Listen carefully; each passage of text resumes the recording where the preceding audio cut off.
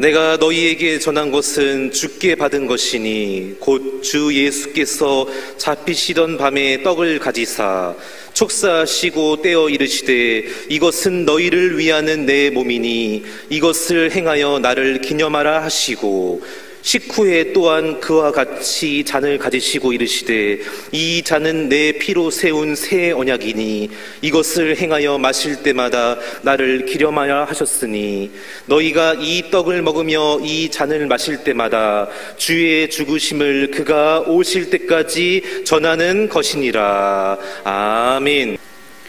어떤 불량배가 있었습니다. 매번 술을 마시고 나쁜 친구들과 만나서 못된 짓 하고 밤이 늦으면 집에 돌아오곤 했던 아들이 있었습니다. 어머니가 혼자 병상이 있었는데 이 아들은 어머니의 병에 대해서 관심 갖지 않냐고 자기 길을 찾아가면서 술 마시고 친구들과 나쁜 짓을 하는 가운데 어머님이 돌아가셨습니다.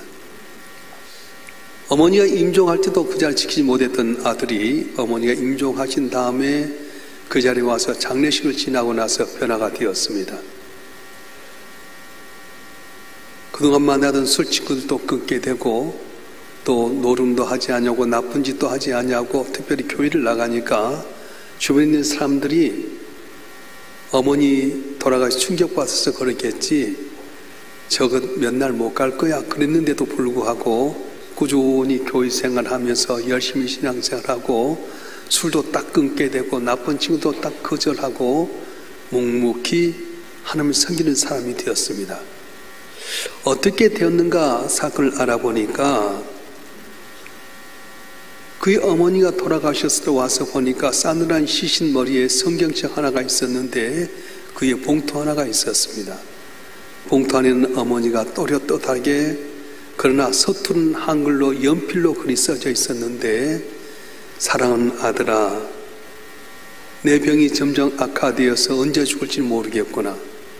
너에게 마지막 내가 말을 전하고 싶지만 혹시 그렇지 못할 것 같아서 내가 이 글을 남긴다. 아들아, 네가 술 먹고 있는데 술 친구 멀리 해라. 네가 나쁜 친구들과 만나는 걸 좀 조심했으면 좋겠다. 네가 술 먹고 집에 늦게 들어올 때 난 네가 혹시 집을 못 찾을까 또 사고를 저질까 해서 비싼 돈 들고 가로등을 세웠다가 네가 오기 전에 불 켰다가 네가 오면 불 끄고 했단다. 아들아, 너가 세상 것 다 버려버리고 오직 하나님 바라보고 믿음 생활 했으면 좋겠다. 내가 가는 천국 너도 꼭 와서 만났으면 좋겠다. 아들아, 내 마지막 소원이다. 그런 글이었습니다. 서툰 글씨로 또박또박 썼던 그 편지 안에는 어머니의 눈물 자국이 펴 있었습니다. 그래서 불량배 친구들이 자기를 만나자고 할 때 흔들릴 수 있었고 술 마시자고 할 때도 술 마실 수 있을 때인데도 그때마다 어머니의 눈물 밴 그 편지를 바라보면서 유혹을 물리치고 또 나쁜 짓 하던 걸 딱 끊게 되고 오직 하나님 바라보고 믿음 생활을 했다고 하는 겁니다. 어머니의 마지막 이 부탁 때문에 그런 많은 유혹이 있음에도 불구하고 어머니 눈물 젖은 편지 때문에 결국은 마음을 바로잡아서 어머니가 원하는 믿음의 생활 가운데 건전한 신앙생활하며 좋은 직장을 다니면서 올바로 살았던 이야기입니다. 유언, 마지막 말, 마지막 명령은 참으로 힘을 갖게 됩니다. 엄마 개구리의 말을 잘 듣지 아니했던 청개구리가 엄마의 마지막 말인 아들아 내가 죽거든 시냇가에 묻어달라고 했던 말만은 지켰던 것처럼 마지막 날 마지막 명령 우리가 지킬 줄 알아야 됩니다. 오늘 설교 제목이 나를 기념하라고 했던 말씀인데요, 예수님께서 십자가를 바로 앞에 두고 이제 제사 이 마가의 다락방에 모여서 제자들과 함께 떡을 떼시면서 주셨던 말씀이에요. 이 떡을 받아 먹으라. 내가 너를 위해서 찢겨온 내 살이다. 이 잔을 받아 먹으라. 이 잔 내가 너를 위해서 흘린 내 피라고 말씀합니다. 이 말씀은 예수님께서 누가복음 22장 19절에 했던 말씀을 사도 바울이 인용해서 오늘 고린도전서에 쓰고 있는데 누가복음 22장 19절에는 또 떡을 가져 감사 기도하시고 떼어 그들에게 주시며 이르시되 이것은 너희를 위하여 주는 내 몸이라. 너희가 이를 행하여 나를 기념하라 하시고 이렇게 되어 있습니다. 여러분, 예수님께서 단순히 떡을 먹으라, 잔을 먹으라 그랬을까요? 이 성만찬이 끝나고 나면 곧바로 어디로 가냐면은 겟세마네 동산에 올라가서 하나님께 간절히 기도하는데 십자가의 고난이 얼마나 그걸 알고 계셨던 주님이셨어요. 얼마나 이미 드렸으면 아버지 이 자인 내게서 지나가게 하옵소서, 그러나 내 온대로 마옵소서. 3번이나 간절히 기도한 뒤에 땀방울이 핏방울이 되도록 그렇게 어려운 십자가행을 좀 알고 계셨습니다. 십자가상에서 모멸과 멸시 맞으면서 채찍에 살찜이 떨어져 나간 그 고통을 아시던 주님이셨어요. 창자국에 찔려질 때 온몸에 물과 피를 다 쏟아진 걸 아셨던 주님이셨어요. 그래서 십자가상에서 외쳤던 말씀, 엘리 엘리 라마 사박다니, 나의 하나님 나의 하나님 어찌 나를 버리셨나이까 외칠 정도로 십자가는 아주 처참하고 고난이 있는 아픔이었습니다. 그건 아신 주님께서 성만찬을 하면서 그냥 먹고 마신 떡과 잔이 아니라 이건 내가 너를 위해서 찢기운 내 살이다, 이건 내가 너를 위해서 흘린 내 피라고 말씀하셨어요. 우리 권사님들 가운데 나이가 들다 보니까 무릎 연골 수술을 하신 분이 계십니다. 근데 무릎 연골 수술 한쪽을 했는데 그 다음 못 하시겠대요. 너무 아파서. 연골 수술을 해서 회복되는데 너무 아파서. 어떤 분은 이 재활을 안 해가지고 수술하긴 했는데 이게 구부러지지 않는 겁니다. 무릎 연골 수술해서 그 고통의 과정을 지난 분은 다른 것 못한대요. 그래서 많은 분들이 두 쪽 다 아플 때 같이 해버리겠다. 그러니까 아플 때 똑같이 아프겠다. 근데 그 고난이 말로 다 수 없다는 겁니다. 무릎 꿇으면요 악 소리가 나는데요, 정말 이것이 십자가에 고난당한 주님의 고난과 같은가, 그런 이야기를 하시더라. 예수님께서 이 떡을 떼면 이 떡을 받아 먹어라, 이건 내가 너를 위해 찢기는 살이다. 이 잔을 마셔라, 이건 내가 너를 위해서 피다고 말씀하셨어요. 여러분, 예수님이 이걸 기념하라는 이유는 무엇입니까? 기억하라고 하는 겁니다. 우리 쉽게 잊어버리는 존재이기 때문에 세상상에 너무 바빠서 주의 구속의 은혜를 잊어버릴까 봐서 예수께서 흔히 우리 쓸 수 있는 좋은 것으로 예비해 주셨어요. 그래서 흔히 우리가 먹는 빵, 식사 한 끼를 먹을 때마다, 이 떡을 먹을 때마다 나를 기념해라, 기억해라. 이 마신 잔을 마실 때만 나를 기억해라. 내가 이렇게 십자가상에 고난당해서 내가 구속된 걸 잊지 말아라, 그렇게 말씀하신 겁니다. 오늘 이제 성찬회식 할 때 이 설교 끝나면서 311장 찬양하게 될 텐데, 그 찬양 내용이 뭐냐면, 내 너를 위하여 몸 버려 피 흘려 내 죄를 속하여 살 길을 주었다. 너 위해 몸을 주건만 날 무엇 주느냐. 너 위해 몸을 주건만 날 무엇 주느냐. 이런 찬송이 있어요. 내가 널 위해서 몸버려 빌려 내 죄를 속에 살 길을 주었는데 너 위에 몸을 주건만 날 무엇 주느냐. 너 위에 몸을 주면 날 뭘 하느냐 물어보신 겁니다. 이 찬송은 프랜시스 리들 헤버갈이라고 하는 영국의 아주 유력한 신앙인이 썼던 가사인데요, 이분이 몸이 약했어요. 재능은 많은데 몸이 약해서 독일에 이제 갔는데, 독일에 어느 목사님 댁을 방문하게 됩니다. 내 목사님 서재에 갔더니 예수께서 가시관을 쓰시고 고난에 차서서 슬픔에 있는 그 글을 보게 됩니다. 그 제목이 뭐냐면 이 사람을 보라는 그런 그림입니다. 그런데 그 밑에 목사님께 메모를 해 놓았어요. 나는 너를 위해 이같이 했건만 너는 날 위해 뭘 했느냐. 충격을 받습니다. 십자가에서 피땀을 흘리신 고난의 십자가 밑에 있는데 제목은 이 사람을 보라. 근데 목사님은 너무 그것에 감동받아서 나는 너를 위해 이같이 했건만 넌 날 위해 뭘 했느냐는 그 글귀를 써놨는데 거기에 충격을 받게 되고 감동을 받아서 311장의 가사 내용을 쓰게 된 겁니다. 여러분, 이 찬송 가사를 우리가 기억해야 됩니다. 안 보고 암송할 수 있을 정도로 기억하는 것이 아닙니다. 이 가사 내용이 무슨 의미인지를 기억하라고 하는 겁니다. 애들이 공부할 때도요, 그 내용을 이해하고 암송하게 되면 잘 기억하게 됩니다. 또 응용할 수 있습니다.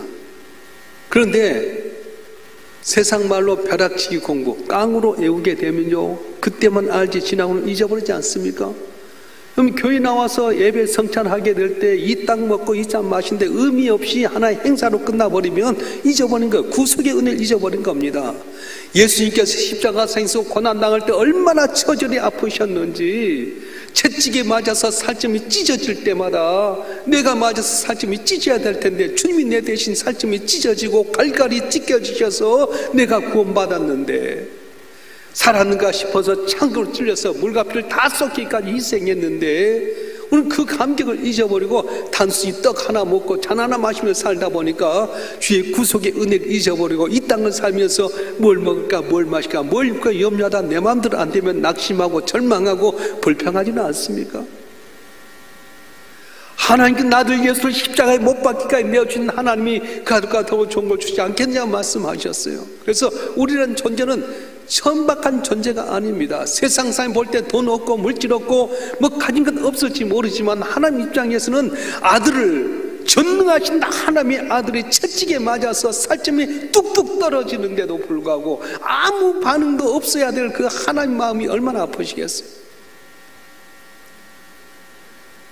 엊그제 우리 손자 녀석이 갑자기 열이 나갔고요, 저녁 12시가 넘었는데 해열제를 찾아도 없고요, 엄마의 가슴이 문드러집니다.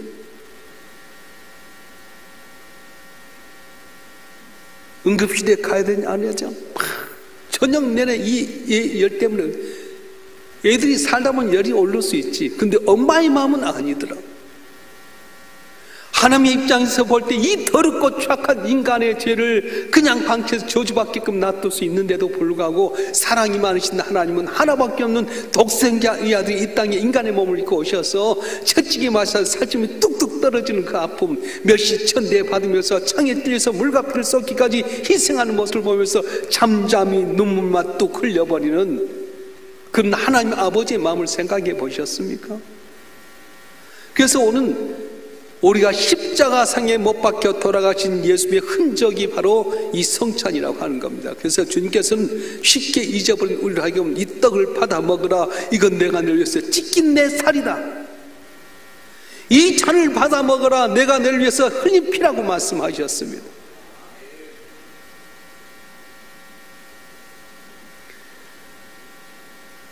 초대교회는 많은 핍박과 어려움이 있었습니다. 인생의 앞길이 다 져지게 되고요, 예수님 때문에 인생의 앞길을 보장받지 못하고 어려움 가운데 있었습니다. 근데 그들은 만날 때마다 성찬 예식을 하는 겁니다. 이 떡은 내가 너를 위해서 찢겨온 살이다, 이 잔은 내가 너를 위해서 찢겨온 피다. 이걸 먹을 때면 나를 기억해라. 내가 단지 죽는 걸 끝난 것이 아니다. 내가 너를 위해서 고난당하기 때문에 나를 통해 구원받았는데 내가 죽었다가 3일 만에 살아날 것이다. 그걸 기억하는 거예요. 그리고 승천하시다 하는 보좌 우편에 우리를 위해서 기도하는데 내가 다시 오리란 말씀 때문에 그들은 모일 때마다 성찬 예식을 하면서 마라나타 주 예수여 어서 오시옵소서 그렇게 고백했습니다. 이 땅의 것은 지나가는 바람과 같습니다. 이 땅에서 천년만년 살 것 같아도 이 땅에는 잠깐입니다. 다 주님 놓고 오라면 갈 수밖에 없는 존재입니다. 여러분 뭘 이 땅에서 세우려고 합니까? 주 앞에 섰을 때 예수의 십자가의 보혈을 기억하면서 예수님 나의 주님이십니다. 당신 때문에 내가 살았습니다.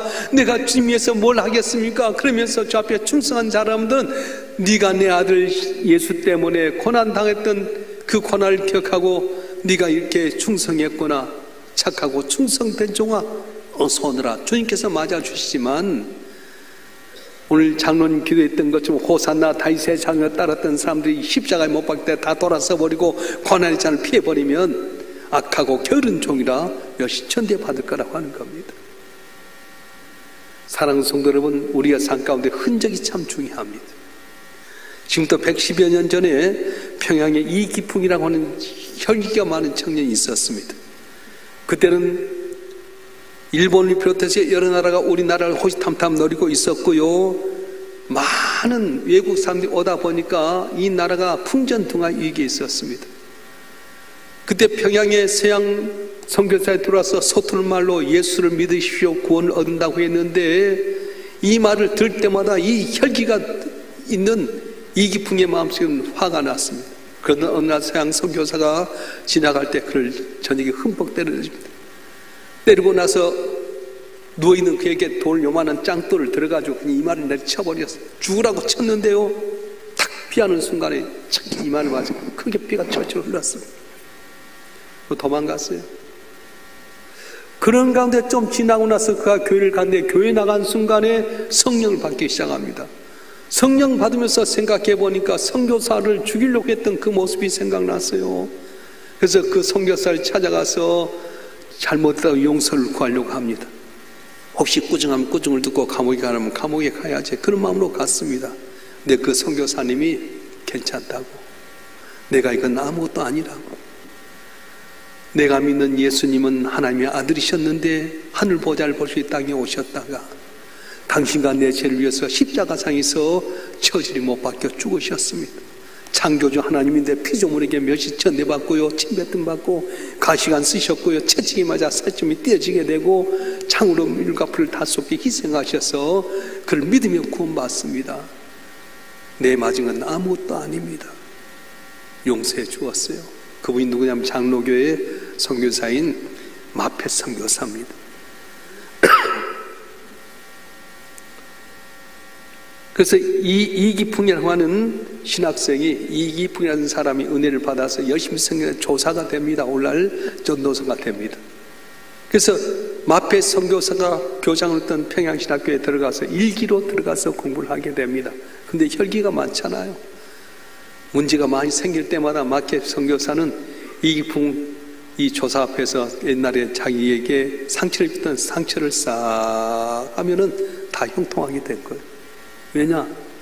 내가 선교사 죽이려고 했다가 상처 입었는데, 저거 보니까 내가 죽일 놈이었는데 선교사님 때문에 내가 구원받았다. 그래서 다 넘어간 겁니다. 혹시 여러분 가운데서 이 성찬을 띠면서 내 마음이 예수께 점점 멀어져가고 있는 사람이 있었습니까? 그럼 이 성찬을 통해서 다시 한번 주 앞에 돌아온 계기가 되었으면 참 좋겠습니다. 내 삶의 제일 우선순위가 예수님이셨는데 내 삶의 우선순위가 예수님이 아니라 다른 것이 들어왔다면 오늘 성찬을 통해서 주님이 나를 위해서 찢기우신 쌀, 주님이 나를 위해서 피를 내신 그 피를 기억하면서 내 삶의 우선순위가 제1로 주님이 되었으면 좋겠습니다. 1907년 호남 평양신학교가 졸업하면서 7명의 이기풍 목사를 비롯해서 7명이 같이 이제 졸업하면서 곧바로 안수를 받게 됩니다. 근데 장로교에서 이 7명의 목사를 배출하면서 한 사람을 선교사로 파송하기로 작정했습니다. 그 당시 제주도는 같은 대한민국 이 조선 땅이었지만은 너무 많이 떨어져 있어서 문화도 다르고 언어도 다르고 여러 가지 어려웠어요. 그래서 거기에 가서 복음을 전한다고 하는 것은 바로 해와 같아서 선교사를 파는 것 같았습니다.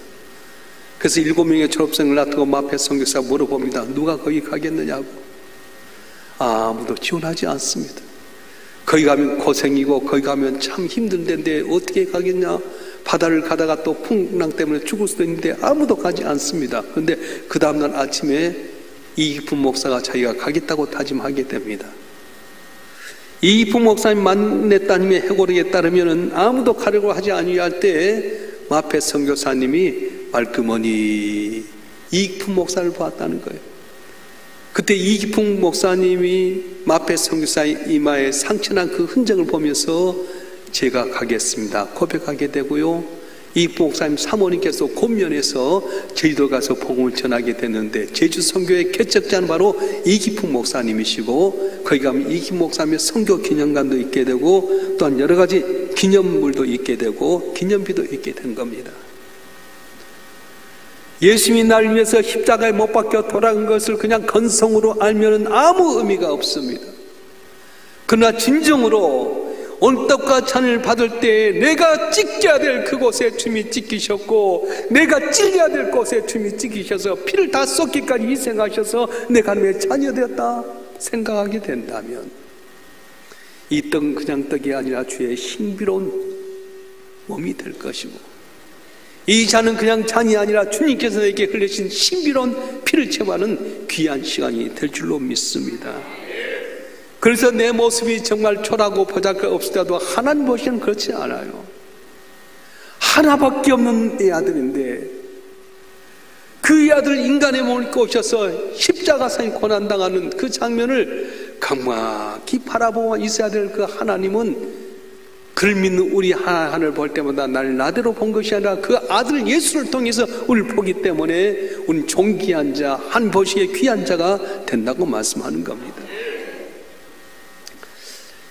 예전에 우리 교도 사랑의 장기 기증 운동 모임이어서 장기 기증할 때 저도 장기 기증한다고 이렇게 해서 그 증명서가 있습니다. 많은 분들이 내가 이따가 죽으면 내 있는 장기를 기증하겠다고 다 서명합니다. 그래서 망막이 없어서 앞이 보지 못한 자들에게 망막을 제공하기도 하고요. 신부정증으로 인해서 콩팥이 어려운 사람들에게 콩팥을 기증하고 돌아가신 분도 계시고 심장을 기증한 분도 계시고요. 이렇게 해서 그분들이 살아남은 공통적으로 하는 말이 내가 죽을 수밖에 없는데 그분의 장기를 통해 내가 살아났습니다. 나도 다른 사람에게 살겠습니다. 그렇게 고백하는 겁니다. 장기 기증은 부분적인 것임에도 불구하고 그들이 나도 남을 위해 살겠다 결단했는데 예수님은 부분이 아니라 전체를 주셨어요. 당신의 삶 전체를 다 주셔서 우리를 살게 만드셨습니다. 어떻게 해야 되겠습니까?